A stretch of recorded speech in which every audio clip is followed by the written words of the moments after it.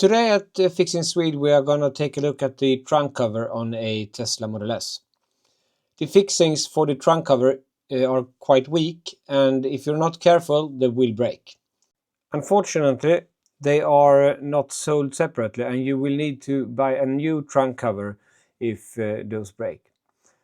We are gonna take a look on how to repair this in a quite easy and cheap way.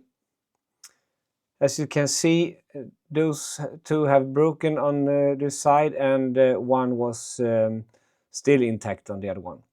We use a 4.5mm drill bit to just drill a hole in the fixing. Then we take a 90mm M5 and just cut the head off with our Dremel tool. When we have cut the head off of the bolt, the screw, you insert it in a screwdriver and just tighten the shock. Now we can install it into the hole that we drilled in the fixing, and when we have it far enough in, we just release the shock from the screwdriver. To get a little nicer look and also not to scratch the interior, I bought some rubber caps on Amazon. The ones I'm gonna use is the 8mm. The original fixing measures approximately 15mm, and that's what we are gonna aim for.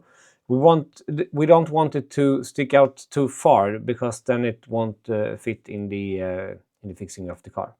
So we will cut this a little bit to get it 15mm long. Then we can try it, and we see that it looks quite similar to the ones that are original.